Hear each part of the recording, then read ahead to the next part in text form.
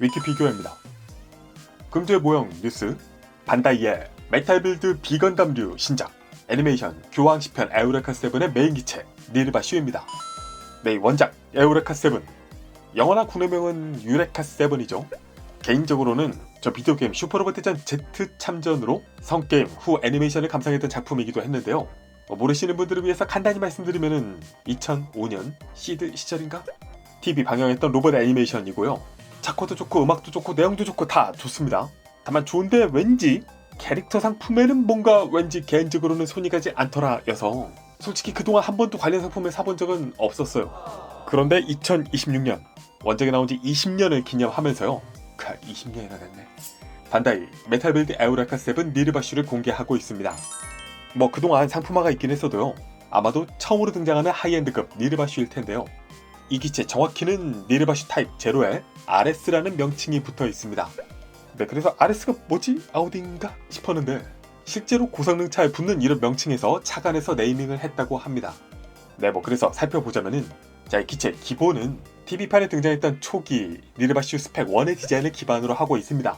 다만 이번에 20주년 제품화를 기회로 본래 디자인은 카와모리 쇼지님으로부터 새롭게 일신된 디자인으로 탄생하고 있죠. 실제로 디자인할 때는 F1 머신처럼 기체를 운용하면서 버전업이 되었다는 인상으로 새롭게 디자인했다고 합니다.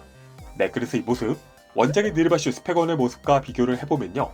기본적인 프로포션은 거의 비슷합니다. 전체적인 색감과 특유의 긴팔, 프로포션, 보드까지 기본 구성은 비슷한데요. 당연히 메탈 빌드 버전인 만큼 굉장한 디테일이 더해진 부분들이 있습니다. 여러가지 패널 라인들과 투톤으로 바뀐 아머 등등이 있고요. 또 어깨나 팔꿈치, 고관절 등의 둥근 디자인은 그야말로 딱 합금 완성품에 걸맞는 형태로 자연스럽게 관절이 되고 있는 부분도 있습니다. 이번에는 무릎까지 그렇게 되어 있죠. 색감적으로는 약간 톤 다운이 되면서 그레이 배색의 비중이 늘어났고요. 보시면 다리나 흉부, 번녀 등등에서 그런 부분을 보실 수 있고 어깨 아머의 부분은 디자인과 그레이 배색의 패턴이 바뀐 점도 눈에 띕니다. 또 등의 콕핏 부분 디테일도 이런 테두리 등등 굉장히 업그레이드가 되어 있죠. 그리고 여러 디테일 중에서도 특히 가장 눈에 띄는 변화가 두 가지가 있는데요. 먼저 어깨 아머에 장착되는 무장, 부메랑 나이프가 본래는 하나씩이다가 한쪽에 3개씩 도합 6개로 업그레이드가 되었다는 점이 있습니다. 이 부분이 기체의 전체적인 밀도감을 굉장히 더해줄 뿐더러 뭔가 성능적으로도 더 업그레이드된 기체라는 인상을 주고 있기도 하죠. 또 다른 하나는 특징적인 리프보드에 있는데요. 일단 이 오리지널 버전이 디자인 패턴부터 이 패턴이 늘어나고 이런 깨알같은 디테일 등등해서 많이 리뉴얼이 되었을 뿐더러 이번에는 극중의 단체인 개코 스테이트를 이미지화한 새로운 리프보드가 또 추가로 들어갔습니다. 이거는 제작진이 본래 해보고 싶었던 디자인이라고도 하는데요. 이 디자인이 개인적으로는 꽤 멋집니다. 특히 컬러에 여기에 클리어 베이스 지지대까지 들어있거든요. 이 그린까지 해서 이거는 그 극중에서의 트라파, 공중에서 서핑을 할 수 있게 해주는 미지의 녹색 입자인데요. 이것을 실제로 이미지화한 것이라고 합니다. 새로운 보드와 이 지지대까지의 조합을 보면은 원작에서 보였던 그 리프 느낌을 꽤 그럴듯하게 재현할 수 있게 되죠. 참고로 베이스에 새겨진 텍스트도 역시 에우레카 7 텍스트 디자인을 맡았던 쿠사노 치요시님의 디자인이라고 합니다. 뭔가 더 의미가 있다라는 거죠. 기타 하이엔드 완성품으로서의 페인팅, 클리어파츠와 합금의 조화 등등까지 해서 압도적인 리얼리티와 존재감을 연출한다 라고 하고요. 그리고 이 기체 니르바슈의 특징 중에 하나인 비클 모드의 변형이 있습니다. 일단은 완전 변형이 가능한 것으로 보이고 이렇게 비클 모드로 변형하는 것도 프론트의 좌우 변형, 실드 변형 등을 통해서 두 가지 모드, 에어로 모드와 오프로드 모드 둘로 형태를 바꿔가며 취할 수 있습니다. 오프로드 모드라면은 차고도 좀 더 높은 형태가 되려나? 여기에 보드가 또 두 종류가 있으니까요. 베레이션을 생각하면 총 4종류의 비클 모드가 가능한 거죠. 그리고 이 극중의 명장면으로 꼽히는 주인공 랜턴과 에우레카의 공중에서 손을 맞잡았던 이 장면은 미니피규어로 연출할 수 있게 도와주고 있어요. 다만 아쉽게도 채색은 되어 있지 않은데요. 물론 채색이 돼도 엄청난 디테일은 있진 않겠지만은 그래도 이 부분이 언뜻 보면 무엇인지 모르겠다라는 그런 인상도 들 수 있다는 것을 생각하면은 확실히 채색이 없는 점은 좀 아쉬운 부분이긴 합니다. 마지막에 깜짝 내주진 않겠지? 그래도 개인적으로는 이 장면을 기억하고 뭔가 노력을 더해줬다라는 그 하나만으로도 살짝 감정선을 착각하는 그런 부분이 있었습니다.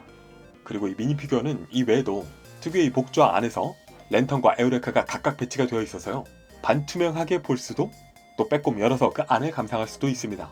그리고 기타, 손파츠 등등의 구성까지 확인할 수 있죠. 네, 그리고 중요한 가격은 반다이니까 36,000엔이고요. 또 안 좋은 소식은 혼앱 출시 상품입니다.